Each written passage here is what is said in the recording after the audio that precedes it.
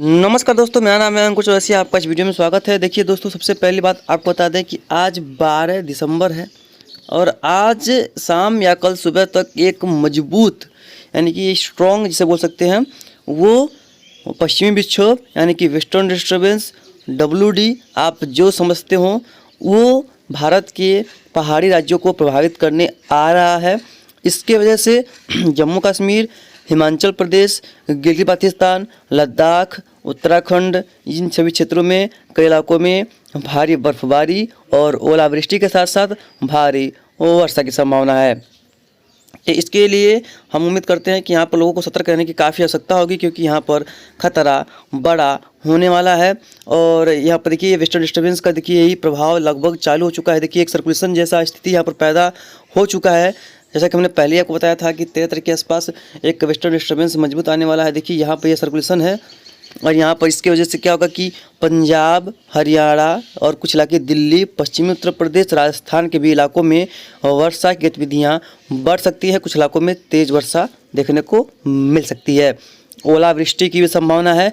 अब जो ये उत्तर भारत के मैदानी राज्य हैं जहाँ पर ठंड ज़्यादा थी, उसमें ठंड में थोड़ी सी कमी आएगी, क्योंकि अब पश्चिमी हवाएं रुक करके ईस्टर्ली विंड में बदल जाएंगी। और देखिए आप लगभग बदल भी चुकी हैं। ईस्टर्ली विंड देखिए चलनी शुरू हो गई हैं और ये यहाँ पर अब वेस्टर्ली विंड ही चलेंगी।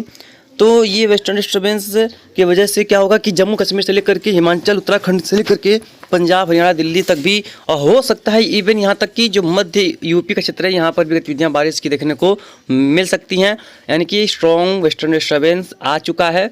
यानी कि अब इसका प्रभाव आज दोपहर शाम से दिखना शुरू होगा और आगे जो है काफ़ी ज़्यादा इसका इम्पैक्ट देखने को मिलेगा। कई इलाकों में काफ़ी अच्छी खासी यहाँ पर इसकी इंटेंसिटी से वर्षा देखने को मिल सकती है।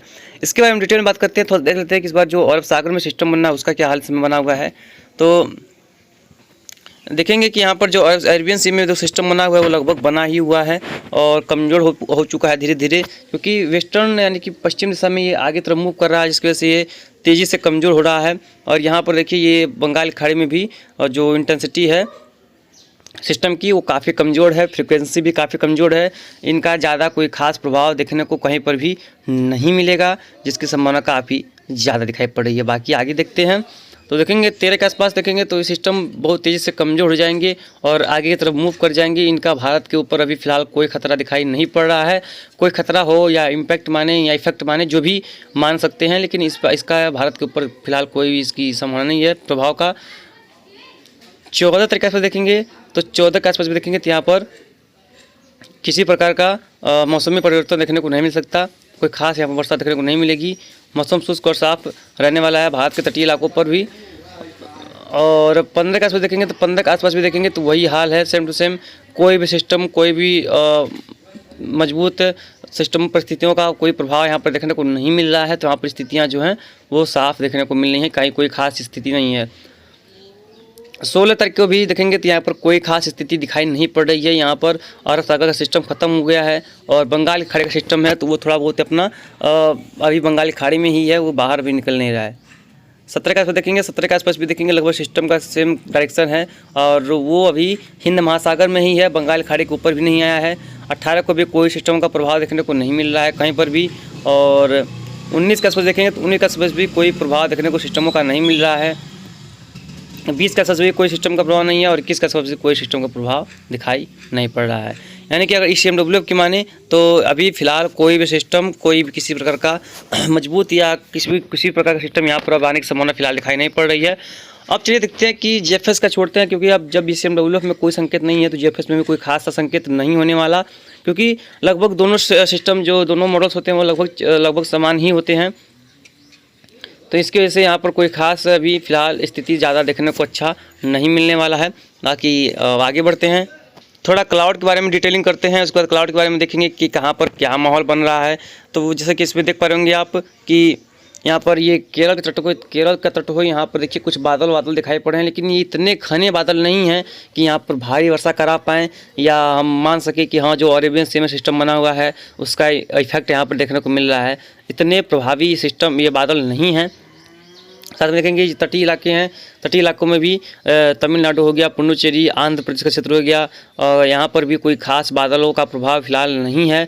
मौसम यहाँ पर भी है जो बादलों, हल्का बादल वाला ही बना हुआ है। यहाँ पर कोई खास बादल यहाँ पर जो मौसम दिखाई नहीं पड़ रहा है। आगे बढ़ते हैं, देखेंगे तो यहाँ पर देखेंगे पूरा लगभग सेम जो कंडीशन यही है कि पूरे जो भारत है वहाँ पर कोई बादलों का संभावना नहीं है। हाँ, वाटर वेपर ज़्यादा हैं, वाटर वेपर यानी कि जो नमी होती है हवाओं में वो यहाँ पर ज़्यादा हैं और अच्छे खासे मात्रा में यहाँ पर वाटर वेपर्स उपलब्ध हैं। ये देख पा रहे होंगे, ये सब वाटर वेपर जो सफ़ेद सफ़ेद दिखाई पड़ रहे हैं और दिन चढ़ते ही घट रहे हैं, ये वाटर वेपर्स हैं। इनका यहाँ पर जो है प्रभाव देखने को नहीं मिलेगा। अब साथ में देखेंगे, देखिए पश्चिमी विक्षोभ के बादल राजस्थान में प्रवेश करते हुए नज़र आ रहे हैं। ये देखिए, हमने आपको पहले बताया था कि एक वेस्टर्न डिस्टर्बेंस मजबूत आ रहा है। देखिए पश्चिमी विक्षोभ के बादल जो है वो एमपी तक भी जाते हुए दिखाई पड़ रहे हैं, यानी कि काफ़ी ज़्यादा मजबूत दिखाई पड़ रहा है सिस्टम। और देखिए राजस्थान में ये इम्पैक्ट करते हुए नज़र आ रहे हैं ये जो बादल हैं। बाकी क्षेत्रों में भी देखिए फिलहाल उत्तरी राजस्थान में भी बादल थे लेकिन धीरे धीरे मिट रहे हैं, हल्के हो रहे हैं। और इनको थोड़ा जूम आउट करते हैं तो ये देखेंगे यहाँ पर, तो ये देखिए लेह लद्दाख में देखिए वेस्टर्न डिस्टर्बेंस का प्रभाव काफ़ी ज़्यादा दिखाई पड़ना शुरू हो चुका है और काफ़ी रेड और येलो कलर के बादल हैं जो कि काफ़ी अच्छे खासे घनत्व में हैं। इनका जो ये काफ़ी अच्छे घने होते हैं। और यहाँ पर देखेंगे थोड़ा सा, देखिए ये रहा आपका वो मेन वेस्टर्न डिस्टर्बेंस जिसका हम लोग बेसब्री से इंतजार कर रहे हैं। ये रहा, देखिए ये यहाँ पर इराक और ईरान के आसपास बादल ये दिखाई पड़ रहे हैं। ये देखिए बहुत तेज़ी से मूव कर रहे हैं यहाँ इधर की तरफ, ये यहाँ पर, और ये वेस्टर्न डिस्टर्बेंस आ रहा है भारत की ओर और तेज़ी से आ रहे हैं और इसकी वजह से कई इलाकों में ज़बरदस्त वर्षा की संभावना दिखाई पड़ रही है। और आज शाम से या आज रात से उम्मीद करते हैं कि जम्मू कश्मीर, आज सुबह से ही यहाँ पर बारिश शुरू हो चुकी है लेह लद्दाख के क्षेत्रों में, लेकिन इसका प्रभाव नहीं है, वो इसके पहले जो हल्का वेस्टर्न डिस्टर्बेंस गुजरा है उसका इम्पैक्ट है। तो यहाँ पर इन क्षेत्रों में कल से ही काफ़ी अच्छे और घने बादल देखने शुरू हो जाएंगे जो कि काफ़ी प्रभावित सकते हैं। वर्षा भले ही ना हो पंजाब हरियाणा के क्षेत्रों में अभी फिलहाल कल के दौरान, लेकिन बादल काफ़ी अच्छे घने होंगे और बूंदाबांदी देखने को भी मिलेगी और कुछ इलाकों में तेज़ वर्षा की संभावना भी यहाँ पर इस समय रहेगी। यानी कि कुल मिलाकर के कह सकते हैं कि 13 से लेकर के लगभग 15-16 तक, यानी 2 से 3 दिन राजस्थान के उत्तर पश्चिमी भाग और मध्य भाग, यानी कि राजस्थान के लगभग संपूर्ण इलाके, कुछ इलाके मध्य प्रदेश के भी शामिल होंगे जहां पर बादलों का पहुंचना होगा, गुजरात के भी शामिल होंगे जहां पर बादलों का पहुंचना होगा। वहां पर वर्षा भले ही ना हो लेकिन बादल कुछ पहुंच सकते हैं। और राजस्थान का क्षेत्र हो गया, पंजाब का इलाका हो गया, हरियाणा और दिल्ली का इलाका हो गया, पश्चिमी उत्तर प्रदेश का इलाका हो गया, उत्तर मध्य प्रदेश का इलाका हो गया। यहाँ पर कुछ इलाकों में गतिविधियाँ वर्षा की संभावित हैं। बहुत तेज़ भले ही ना हो लेकिन हल्की से मध्यम बारिश से इनकार भी नहीं कर सकते यहाँ पर। और ओलावृष्टि, यानी कि इस समय जब वर्षा होती है तो बादल काफ़ी ऊंचे और काफ़ी मोटे बनते हैं, तो बिजली गर्जने के साथ तेज़ हवाएं चलना आम बात है और ओलावृष्टि भी देखने को मिल सकती है जो कि यहाँ पर देखने को मिलती भी है। तो यहाँ पर लोगों को काफ़ी सावधान रहने की ज़रूरत है जिससे किसी प्रकार का नुकसान देखने को किसी को भी ना मिले और आप लोग आगे सतर्क रहें, सावधान रहें। तो फिलहाल इस बुलेटिन में इतना ही, जो भी होगा हम आपको लगातार आगे अपडेट कर देंगे। मिलते हैं अगले बुलेटिन में, धन्यवाद।